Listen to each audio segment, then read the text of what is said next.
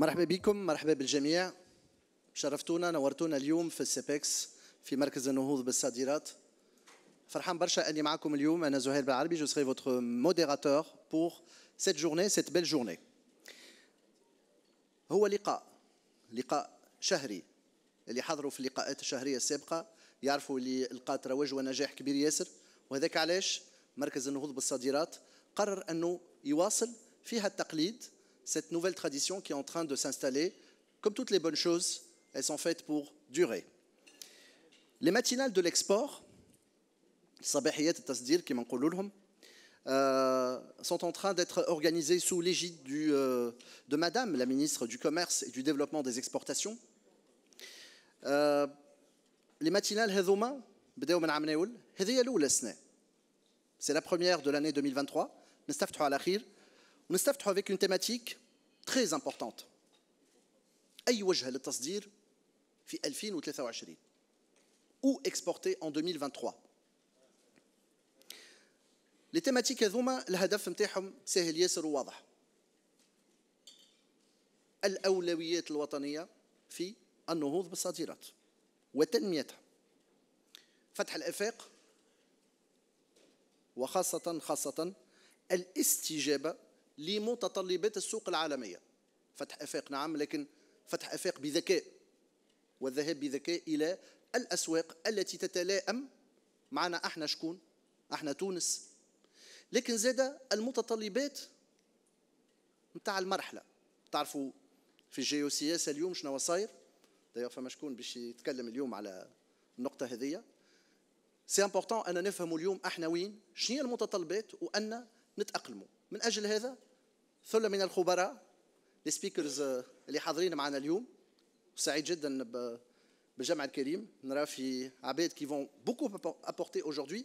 نرى زاده في برشا عباد ما شاء الله. Je connais beaucoup de monde parmi vous اللي نعمل عليكم باش تتفاعلوا مع اللي باش يتقال، واقتراحاتكم نظرتكم والإثراء هذايا باش يخلي هالجورني هذيا والجايين زاده تنجح وينجحوا. التصدير سنة 2023 أية وجهة؟ Ça démarre tout de suite. Je demande à Monsieur Mourad Benhassine, président directeur général du CEPEX, أنه يلتحق بيا pour le mot de bienvenue وإعلان انطلاق la journée هذه. تفضل سي مراد. دونك مرحبا بكم في دار المصدر. كما قلت دونك حاضرين معنا اليوم العديد من الفاعلين الاقتصاديين. نحب نشكركم برشا على الاهتمام بالصباحية التصدير لماتينال دو ليكسبور اللي باش نطلقوا سنة بالتيماتيك او اكسبورتي اون 2023. عندنا ان شاء الله زاد بليزيور تيماتيك باش يكونوا في البرمجة نتاعنا تقريبا 9 مبرمجين خلال سنة 2023 في دي تيماتيك اللي هما مهمين برشا، اللي هما يهموا حاجات ترانسفيرسال وحاجات فيرتيكال سيكتوريال، حاجات يهموا الوجهات التصديرية نتاعنا. Des thématiques d'actualité qui tout ce qui est transition énergétique, responsabilité sociétale des entreprises, la transition numérique. Inch'Allah, donc, on a un programme très varié, très riche au courant de 2023.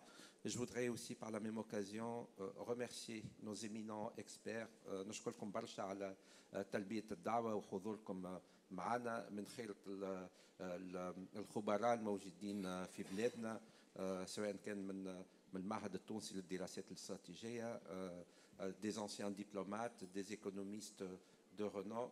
شكرا, merci beaucoup pour contribuer à ces journées. كيف زاد نحب نشكر السيدة وزيرة التجارة وتنمية الصادرات اللي قبلت أن تكون الدورات هذه تحت إشرافها، وباش يكون حاضر معنا باش يلقي تعتذر. هي اعتذرت في آخر لحظة عندها التزامات مهنية. باش يكون معنا موجود سي الأزهر بنور اللي باش يلقي كلمة باسمها. Merci si Mourad Benhassine, donc PDG du CEPEX. Voilà, le là est donné, le ton est donné. Tawa, باش نطلب من سي الأزهر بنور, directeur général de la coopération économique et commerciale au ministère, باش يتفضل بحذايا يلقي الكلمة. مرحبا بك، نعطيك الميكرو نتاعي وتفضل. شكرا. السيد الرئيس المدير العام، السادة الحضور، السادة الخبراء.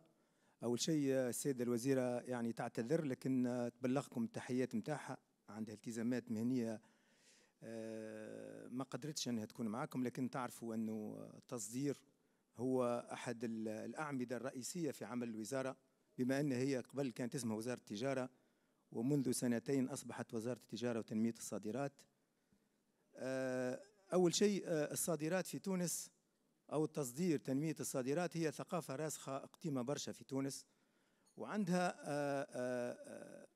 علاش يمكن أن نمر إلى مرحلة أبعد من اللي تحقق خلال تقريبا 20 سنة اللي فاتت، على مستوى تنويع الأسواق، على مستوى تنويع المنتجات. برشا ناس يقولوا اللي التصدير في تونس عنده إشكاليات كبيرة. صحيح، هذه تقريبا إشكاليات الكل موجودة في العالم الكل، لكن احنا كدولة يمكن برشا ناس يقولوا صغيرة الحجم، لكن كان نحطوا تونس في أوروبا نجم تكون متوسطة الحجم وأكبر من برشا دول أوروبية عريقة، وحتى وصلت إمبراطوريات تجارية كبيرة جدا. إذن لا يمكن الاستهانة بحجم تونس على القليل الجغرافي، وخاصة حجم تونس من ناحية القدرات البشرية الموجودة فيها والأفكار اللي قادرين أن باش نحققوا اللي يطمح ليه الشعب التونسي. أول شيء تعرفوا اللي تونس قاعدة عندها عجز تجاري، وعجز تجاري أصبح يمثل ثقل كبير، و أصبح يهدد التوازنات الاقتصادية الكبرى. لكن باش نعالجوا العجز التجاري لا يمكن اتخاذ إجراءات حمائية يمكن أنها تضر بالمصالح الاستراتيجية لتونس. الحل الوحيد باش نحاولوا أن نقلوا من حدة العجز التجاري هو التصدير. هذه معادلة بسيطة جدا، ننميوا في الصادرات، نزيدوا في الصادرات متاعنا متاع السلع والخدمات، بإمكاننا أن نحد من وقع العجز الميزان التجاري. طبعا عديد الدول عندها عجز ميزان تجاري كبير برشا، حتى تقريبا أكبر اقتصاد في العالم عنده عجز الميزان التجاري متاعه يفوق ميزانيات دول، ويفوق حتى الناتج المحلي لبعض الدول المتوسطة، ومعرفوها الدولة هذه. لكن في كل الحالات القدرة هو على أنه السوق العالمي صحيح يشهد انكماش دولي، لكن هنالك بعض المكامن التي يجب استغلالها. هنالك أسواق كبيرة يمكن أن نستغلها، وأساسا إفريقيا. تونس الآن انضممنا كعضو مؤسس في المنطقة القارية للتجارة الحرة اللي هي زليكاف، انضممنا كآخر عضو في منطقة الكوميسا، وحقيقة قاعدين نكتشفوا أن الأفارقة الآن قاعدين يمروا إلى السرعة القصوى في جميع المجالات. السرعة القصوى من ناحية الاستفادة من هذه الاتفاقيات، السرعة القصوى من ناحية الاندماج الأفريقي، لأن الأفارقة الآن فهموا حاجة مهمة جدا، هم لابد أن يعولوا على أنفسهم، ولابد أن القارة هذه اللي عندها إمكانيات ضخمة من ناحية الموارد البشرية وخاصة الموارد الطبيعية لابد أن نتعمل على روحها. باش نتعمل على روحها لابد أن يصير تكامل اقتصادي بين هذه الدول. طبعا احنا في استراتيجية تاع الوزارة الآن بدينا بتكوين فريق تونس للتصدير. صحيح باش تقول لي ماهيش فكرة تونسية بحثة، لكن باش نحاولوا أن نتونسها على طريقتنا، لأنه التاريخ أثبت أنه وقت اللي نتونسوا الحاجة تكون مدروسة وأنه كل الناس تتضافر، فإن هذا الفريق سينجح. وسينجح أساسا أول شيء لي يفو كابيتاليزي على لي زكية اللي عنا، خاصة مع جيراننا اللي هم عمقنا الاستراتيجي وعلى السوق الإفريقية، ودون أن ننسى الشريك التجاري الأول متاعنا اللي هو الاتحاد الأوروبي. سنبقى في هذا، لكن لابد أن نعي أن العالم قاعد يتبدل، أن العالم قاعد يعمل في توازنات جديدة، توازنات على مستوى التحالفات الجيوستراتيجية، وكذلك توازنات على مستوى التكنولوجيا. التغيرات المناخية قاعد تأثر فينا، عندنا منتجات قاعدين نصدروا فيها لكن أصبحت مكلفة جدا من ناحية استهلاكها للماء. لابد من التفكير في منتجات جديدة، وأهم منتج عندنا الذهب الأخضر متاعنا اللي هو زيت الزيتون. يعني كل الدولة يجب أن تتضافر الجهود متاعها على أساس أنه هذا الذهب لابد من تثمينه، ولا بد من الوصول إلى إمكانيات أخرى ومكامن أخرى للتصدير. نعاود نشكركم على الحضور متاعكم. سي مراد يعطيك الصحة في المبادرة هذه. نحب نشكر كافة إطارات مركز النهوض بالصادرات على العمل الكبير اللي يقوموا به، وشكرا. وإن شاء الله طبعا هذه يكون الحضور دائما بهذا الحضور المتميز، وبارك الله فيكم.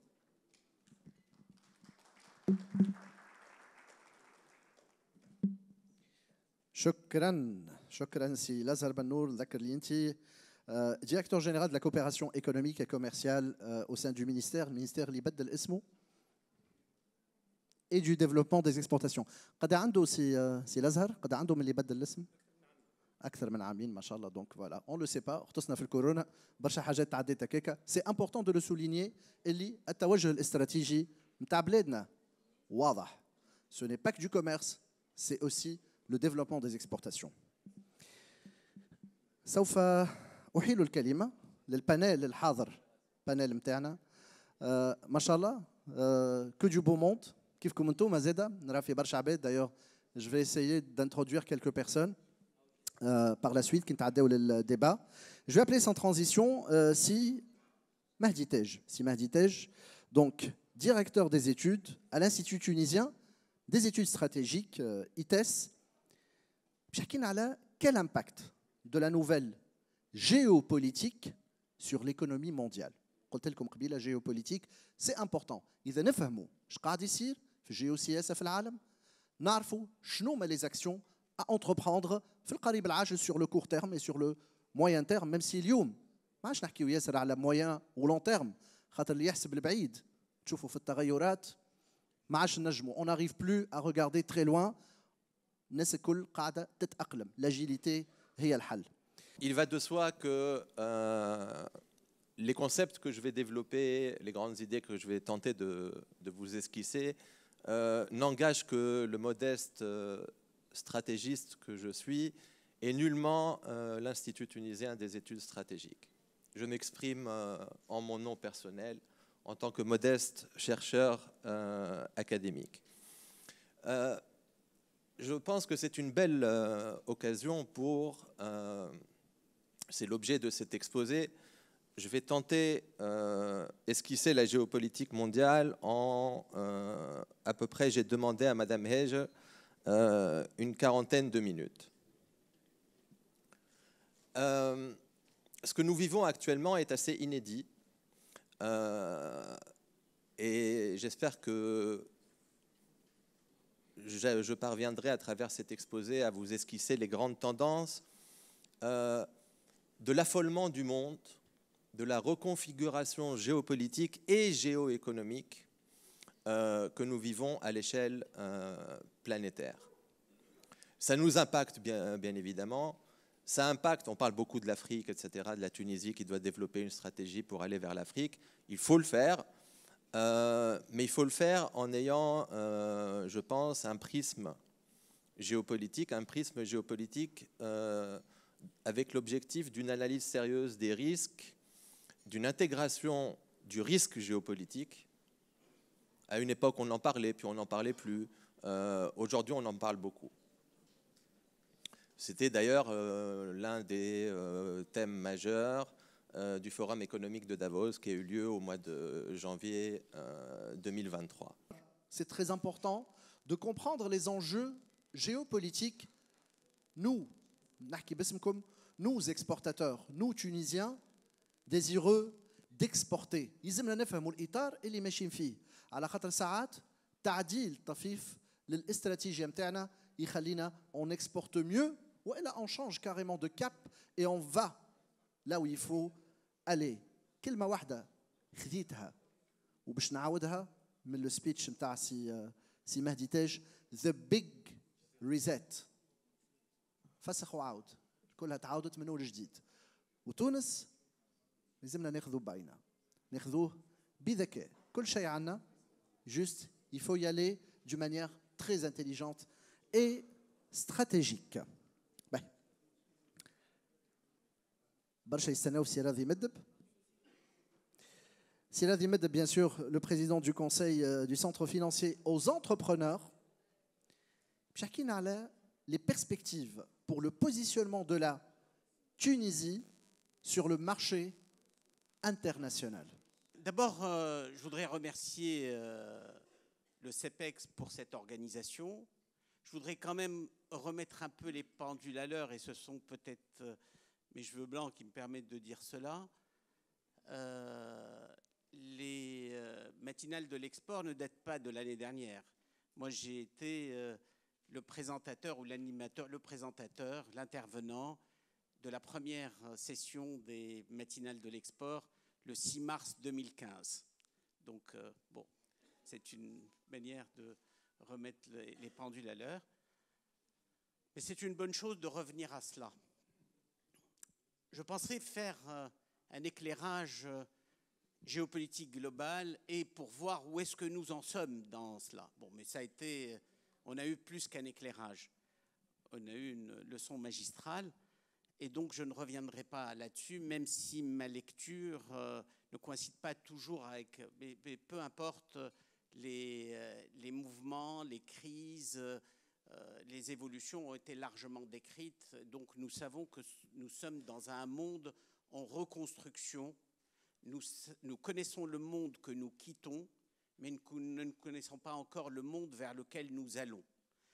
Et si le monde que nous quittons était dominé pendant longtemps par les institutions que nous a léguées la Deuxième Guerre mondiale avec les accords de Yalta et les accords de Bretton Woods et toutes les institutions qui continuent à assurer la gouvernance du monde viennent de ces accords-là et des résultats de la Deuxième Guerre mondiale qui, à l'époque, représentaient l'équilibre des puissances militaires, l'équilibre des puissances économiques, l'équilibre des puissances financières, et qui aujourd'hui ne représentent plus les équilibres du monde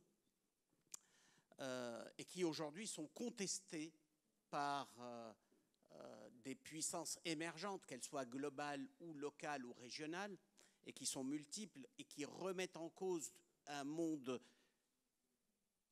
unipolaire, sinon bipolaire, pour un monde multipolaire. Alors, dans tout cela, que devient l'entreprise tunisienne et où est-ce qu'elle peut exporter?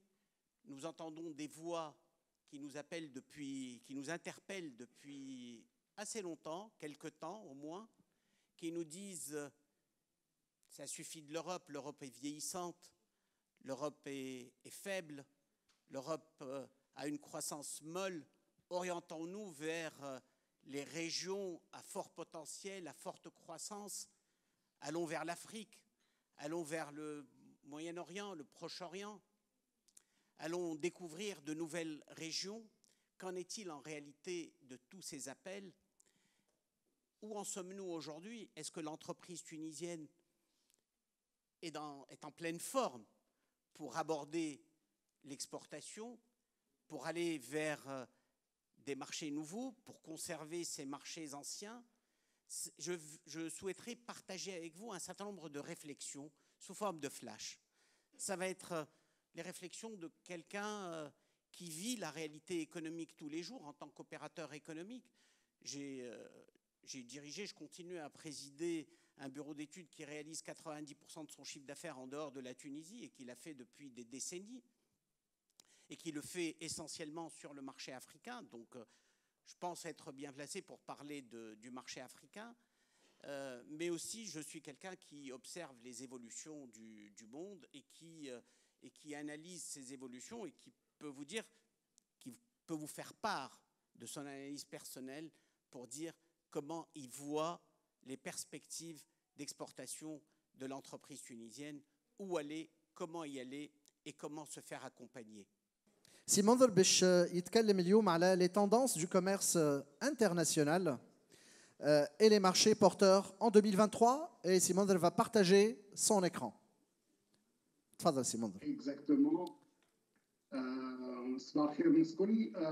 Désolé de ne pas être rapidement. C'est des engagements qui ne pouvaient pas me permettre de me déplacer. Donc, je tiens vraiment à vous remercier pour l'invitation. Très heureux d'être parmi vous aujourd'hui pour cette réunion de rencontre, de réflexion qui vient à point nommé dans un environnement extrêmement turbulent, comme ça a été précédemment dit par les deux intervenants. C'est toujours très difficile d'intervenir apprécier son éloquence, mais j'essaierai de parcourir rapidement, de donner quelques points de réflexion que j'aimerais bien discuter par la suite. Donc, est-ce que vous m'entendez encore? On vous entend. Allez-y, continuez. Okay. Donc, comme je le disais, on est passé par une période de turbulence. Ça a été dit déjà par mes deux prédécesseurs. Donc, une période qui commence à durer. Donc, on a commencé depuis 2008 et la crise des subprimes, la faillite de Lehman Brothers qui a eu un impact mondial. Mais cette crise-là, bien qu'elle a été extrêmement dure, qu'elle a fragilisé des multinationales, des entreprises, des pays, mais on n'a pas vu naître un mouvement ou des tendances très protectionnistes. Donc, on a encouragé aussi bien des deux côtés, aussi bien côté américain, côté asiatique, européen, on a encouragé l'investissement, on a encouragé les entreprises à investir pour aider à sortir de la crise. C'est une crise qui a perduré. On a attendu jusqu'à 2017 pour commencer à sortir de cette crise-là, pour retrouver les chiffres de pré-crise. Merci beaucoup, Simondr Mimouni. Merci beaucoup pour cet input. Merci pour tous ces chiffres. On a besoin de chiffres pour bien avancer. Hein. Je retiens un chiffre, Simondr. 2,4 milliards de dollars de potentiel Tunis. Potentiel fait service, transport, voyage. Rien de plus à dire. Baïna Moujoud. Nerdou Hawka Baïna en chiffres. Il n'y a pas plus clair que ça. Autre chose, left intibah zrir, femme des outils. Ahka alihom Simondr. Les outils Hadouma sont déjà embarqués sur le site de la CEPEX Moujoudine et il y a une équipe déjà qui travaille dessus pour faciliter l'accès nos chers exportateurs et toute personne qui est désireuse d'aller au-devant des marchés internationaux. Donc c'est extraordinaire que vous en parliez et c'est extraordinaire que déjà le CEPEX est en train de travailler dessus, Moujoudine à le site. Voilà, merci beaucoup Simondr Mimouni. Je rappelle, vous êtes le chef de la section intelligence des marchés au Centre du commerce international de Genève. Merci beaucoup. En direct, en ligne. نحييك أنا personnellement والجمع الكل. Voilà. صفقوا علي مرة أخرى. Merci beaucoup. Tout de suite, on va passer à Salah Haneshi, donc président de l'association Atlas.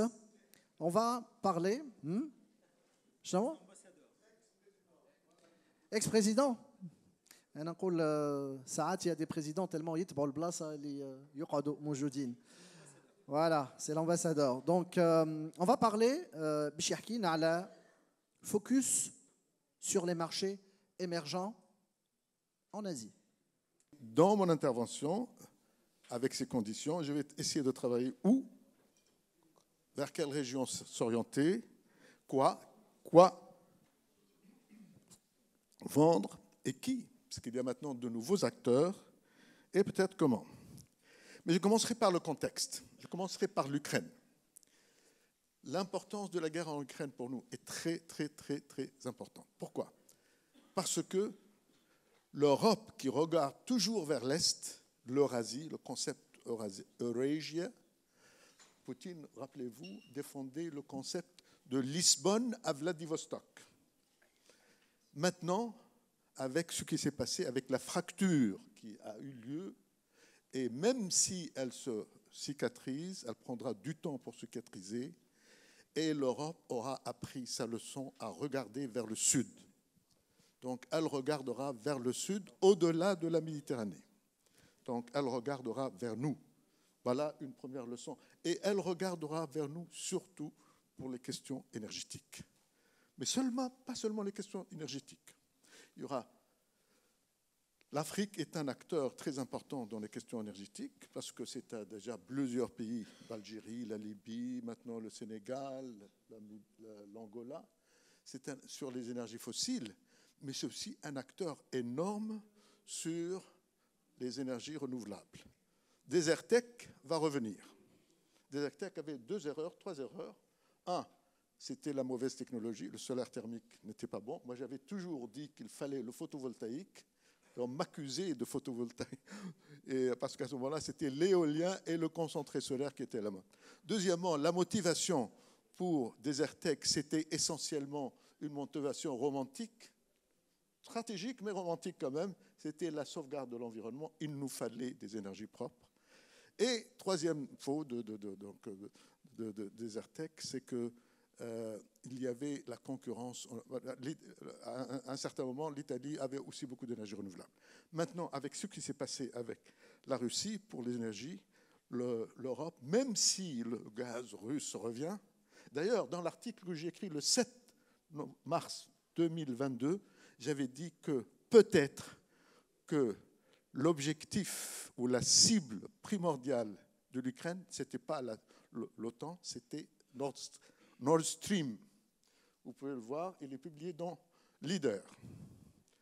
Et donc, voilà donc, la guerre de l'Ukraine. La guerre de l'Ukraine va complètement créer un nouveau concept que moi j'ai défendu déjà depuis quelque temps et qui est maintenant de plus en plus à la mode, c'est l'Eurafrique. Je vais passer directement, je vais céder le micro à Sir Azouz Naifer. برشا يعرفوه mais اللي ما يعرفوش ancien diplomate. C'est un ambassadeur, notamment en Indonésie, et ancien directeur général du CEPEX. Donc, on est pile poil dans la valeur ajoutée. Tfadl. Marhaba bik.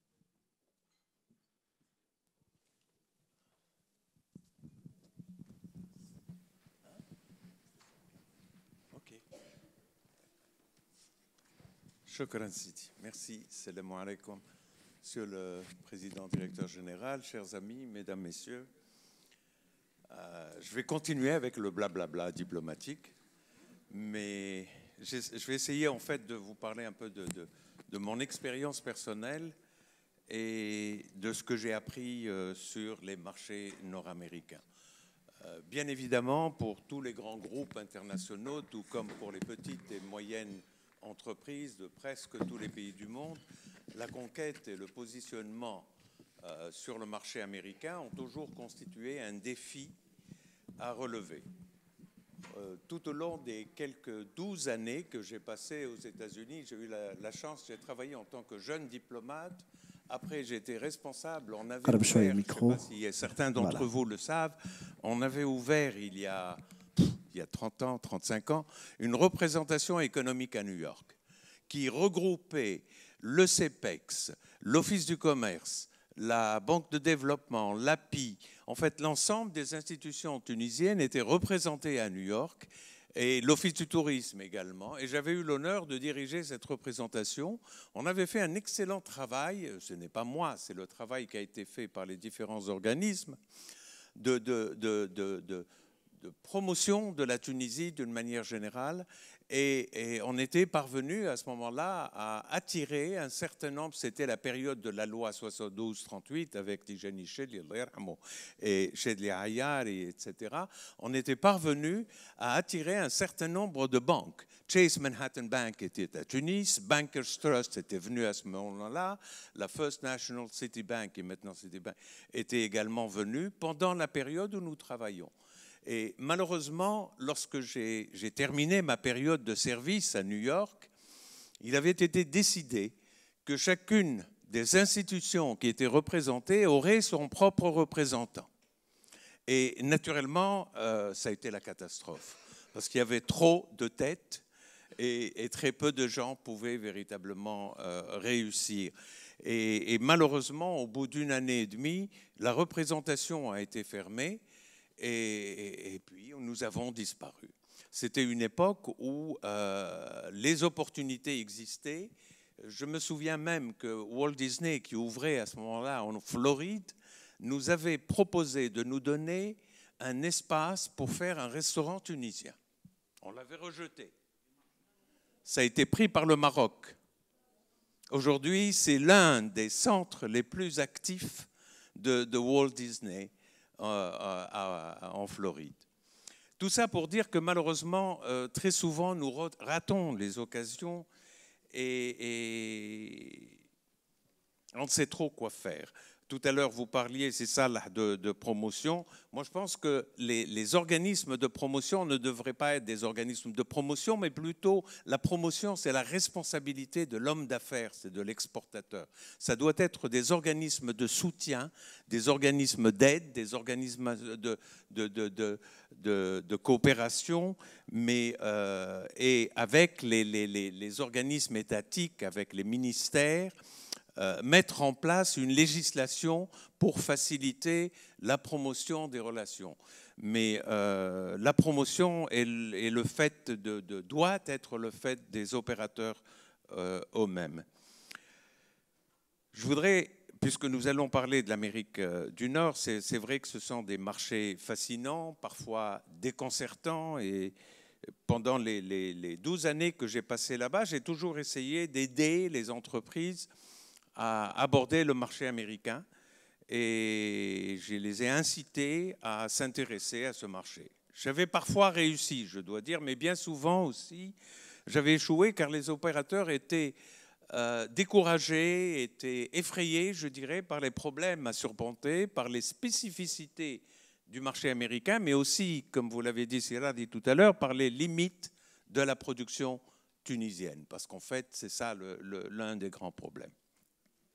Alors ces marchés dont nous parlons ce soir, je crois qu'il est important de rappeler que les États-Unis, le Canada et également le Mexique, on l'ignore un peu, mais le Mexique a 130 millions d'habitants. Et le Mexique, donc, ont signé en 1994 un accord de libre-échange qui leur a permis de développer les échanges entre ces trois pays et de développer un certain nombre d'investissements et d'industries. Comme vous vous souvenez probablement, le président Trump, dès qu'il est arrivé à la Maison-Blanche, avait qualifié cet accord de pire accord jamais signé par les États-Unis. Et il l'avait remplacé en 2018 par un nouvel accord qui s'appelle USMCA, qui correspond pratiquement à la même chose que l'accord de libre-échange de NAFTA, qui était le précédent accord, c'était NAFTA, et qui permet aux trois pays d'échanger leurs produits dans pleine liberté. Même si Trump avait imposé de nouvelles conditions qui étaient assez rigoureuses, le Canada et le Mexique ont accepté ces conditions parce que pour ces deux pays, le marché des États-Unis, qui comporte 330 millions d'habitants, était un marché fondamental. Donc, ils se sont garantis qu'ils pourront continuer à exporter sur ces marchés. Bon. Mais ce qui est important de dire, c'est que l'accord n'a aucun caractère politique. Ce n'est pas un accord comme celui qui relie les pays de l'Union européenne et n'a pas véritablement d'objectif d'intégration d'une manière ou d'une autre. Avec 10 minutes, si Chakib. Oui. Et c'est facile parce que tout le monde a déjà parlé de l'Afrique. Quand on a parlé du Japon, c'est ça, l'a fait d'une manière magistrale. Siradi également. C'est Mahdi. Donc ça va aller. C'est dire l'importance de l'Afrique, si Chakib. Alors c'est bizarre. Voilà. Alors, on va dire que c'est important et on va dire combien est-ce que chez nous c'est relativement faible. Alors l'Afrique c'est 55 pays. Sur les 55, il y en a 22 qui sont fragiles, il y en a 13 qui sont petits, mais c'est quand même 1,4 milliard d'habitants. Si Salah disait tout à l'heure que ça sera autant que la Chine et l'Inde réunies en 2050. Leur croissance, la croissance de l'Afrique subsaharienne, maintenant on enlève l'Afrique du Nord, 4,1% en 2021, 3,3% en 2022 et on prévoit 4% en 2023 et 2024. C'est supérieur au mondial. Le monde va croître selon la Banque mondiale de 2,7% en 2023, 3,2% en 2024. L'Afrique est au-dessus. Bon, il faut dire qu'elle démarre de loin aussi. En plus, quand on regarde plus précisément les différentes régions, toutes les régions de l'Afrique sont au vert. On voit 4,7 pour l'Afrique centrale, 4,3, 3,6 pour l'Afrique de l'Ouest, et 4,2 pour l'Afrique de l'Est. Donc elles sont toutes supérieures à 4%. Les plus performantes sur la durée, c'est-à-dire que celles qui étaient déjà performantes avant le Covid et qui vont le rester, on a le Rwanda avec pratiquement 8%, la Côte d'Ivoire plus de 7%, le Bénin 6%, l'Éthiopie 6%, la Tanzanie pratiquement 6%. Et il y a les nouvelles, celles qui n'étaient pas très très performantes avant, mais qui le sont aujourd'hui, du moins les prévisions sont très positives. Le RDC avec pratiquement 7%, la Gambie, la Libye 12,9%, le Mozambique, le Niger, le Sénégal et Togo. C'est des chiffres qui nous font rêver. D'après les Nations Unies, enfin le responsable chargé des objectifs de développement durable, l'Afrique peut et va atteindre une croissance de 7% en plus par an de manière constante dans les décennies à venir. L'Afrique est l'endroit où il faut investir. Les opportunités d'investissement, selon la BAD, pour la prochaine décennie en Afrique, c'est l'agriculture, l'énergie, les minéraux, l'infrastructure de santé et les industries pharmaceutiques, l'industrie légère, le transport et la logistique et l'économie numérique. C'est très intéressant parce que la Tunisie est déjà positionnée et performante sur plus de la moitié d'entre elles. Les menaces, c'est les mêmes menaces que nous sommes en train de constater en Tunisie actuellement. La flambée des prix des denrées alimentaires et de l'énergie, le durcissement des conditions financières mondiales et l'augmentation connexe des coûts de service de la dette intérieure, les changements climatiques et, en plus pour eux, le risque potentiel d'un changement politique dans certains pays où se tiendront des élections en 2023. Et il y en a beaucoup. La Côte d'Ivoire, le Mali, le Togo, le Bénin, le Cameroun, le RDC, le Gabon, tout cela rien qu'en 2023. Pour nous, Tunisiens, ce qui compte, c'est comme ce qu'on a appris à faire en Tunisie. Aujourd'hui, quand il y a un appel d'offres public pour un bureau d'ingénierie pour suivre un projet, le bureau d'ingénierie, la première chose qu'il commence à faire, voir quel est le bailleur de fonds. Si c'est la KfW, la GIZ, l'AFD, la BEI va y participer. S'il voit que c'est avec des fonds publics, ça va être des difficultés par la suite pour se faire payer, etc. Eh bien, en Afrique, c'est exactement la même logique. Il faut suivre les bailleurs de fonds parce que là, on est sûr d'être payé. Et les axes des bailleurs de fonds pour la prochaine décennie sont clairs. Le premier, comme disait tout à l'heure Simon, faire face aux crises climatiques et l'insécurité alimentaire et renforcer la résilience. Le second, c'est protéger la population pauvre, donc les filets sociaux et la sécurité alimentaire. Le troisième, c'est le renforcement du capital humain, l'éducation, l'enseignement supérieur, la santé. Le quatrième, la création d'emplois, donc les financements, les PME, l'économie numérique, les chaînes d'approvisionnement agricole. Et enfin, le grand projet des bailleurs de fonds, c'est l'agenda 2063 pour l'unité africaine. Alors, l'objectif, il est publié, il prévoit normalement que grâce à cette intégration accrue, il va y avoir de la création de richesses et il va y avoir une meilleure qualité de vie. Ce qui compte aussi dans cet agenda-là, c'est de voir les projets phares. Pour l'atteindre, ils ont défini des projets phares. Le réseau de TGV, si Salah parlait tout à l'heure de l'importance du ferroviaire, un réseau de TGV est prévu. Une stratégie africaine pour les produits de base de manière à faire face aux problèmes de nutrition et d'alimentation. L'ASLECA, la libre circulation des personnes et le passeport africain. Le barrage Grand Inga, je sais pas, ceux qui suivent un petit peu l'Afrique connaissent tous cette histoire du barrage Inga. C'est dans le Congo, et il y a le fleuve de Congo qui passe, et il y a déjà Inga 1, Inga 2. Inga 1, Inga 2, c'est deux énormes barrages à l'échelle continentale. Mais le truc, c'est que le fleuve du Congo est tellement grand, c'est que pour pouvoir construire un barrage sur le fleuve Congo, ils ont dû prendre un méandre et ils ont pris un coin du fleuve. Ce n'est pas un barrage sur tout le fleuve. Et donc déjà avec Inga 1 et Inga 2, c'est deux énormes barrages. Et là, le grand projet, c'est celui du Grand Inga qui va être mis sur tout le fleuve Congo et profiter du dénivellement. Et l'idée, c'est qu'il va alimenter pratiquement toute l'Afrique australe. L'idée est que l'Afrique du Sud a déjà dit « je suis prête à acheter la moitié de la production du Grand Inga ». L'Afrique du Sud, le Congo, l'Afrique centrale, ils ont dit « on achète ». Donc pour donner une idée des montants en jeu et de l'impact que ça a. Parce que les gens l'oublient, on a toujours l'impression d'être plus intelligent ici. Mais en fait, on a une grande chance d'être, en face de l'Europe Et donc, du point de vue transport, du point de vue lien, c'est beaucoup plus facile que pour les autres pays.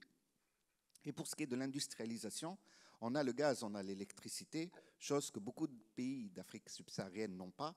Et c'est un des grands retardateurs du développement de l'industrie dans leurs pays respectifs, la disponibilité de l'énergie. S'ils font le barrage du Grand Tinga, ça va beaucoup changer la situation. Le Forum économique africain, les institutions financières africaines, tout ça va suivre. Ce qui est intéressant pour nous, Tunisiens, on a par exemple le secteur des TIC. La cybersécurité est un des axes forts de l'agenda 2063. L'université africaine, donc l'enseignement de manière générale, c'est également un de nos points forts. Nous sommes positionnés dessus. Les services en ligne, nous sommes dans le secteur des TIC exportateurs, nous pouvons nous positionner dessus. Pour ce qui est de la ZLECA, un de nos grands problèmes actuellement, c'est cet accès. On a parlé du COMESA tout à l'heure. On est membre du COMESA, mais on est désavantagé par beaucoup de facteurs. Un, et notamment le facteur du transport. Et on se retrouve dans un terrain où il y a de gros opérateurs qui sont déjà très fortement installés. Et malgré ça, on voit des Tunisiens qui sont en train d'y aller quand même, qui sont en train de construire petit à petit, que ce soit au Kenya, en Ouganda, en Tanzanie, et qui commencent déjà à profiter du COMESA. Par contre, pour ce qui est de la CEDEAO et de l'UEMOA, qui est beaucoup plus proche de nous, du point de vue langue, du point de vue géographique, etc., nous ne sommes pas membres, nous sommes, je crois, membres observateurs. Mais ce qui peut nous réchauffer, c'est que le Maroc, qui a fait beaucoup plus d'efforts et beaucoup plus de lobbying depuis beaucoup plus longtemps, a le même rôle que nous. Et donc, l'idée est de continuer à travailler sur le bilatéral. Le potentiel, il y a une étude qui a été réalisée par le CEPEX sur les potentialités des exportations tunisiennes vers ces pays-là. On exporte actuellement en Tunisie, dernier chiffre disponible, 57,5 milliards de dinars. Ça, c'est des exportations totales. On a fait un bond en avant de 23,4% l'année dernière, mais c'était largement inférieur à l'augmentation de nos importations. C'est ce qui a donné le fameux déficit de 15 milliards de dinars dont on parlait tout à l'heure. Les exportations sur l'Afrique, 1,6 milliard de dinars, c'est plus de 12,9% sur un an, donc moins que nos exportations, l'augmentation de nos exportations de manière générale. Pardon? Oui, des biens. Les biens.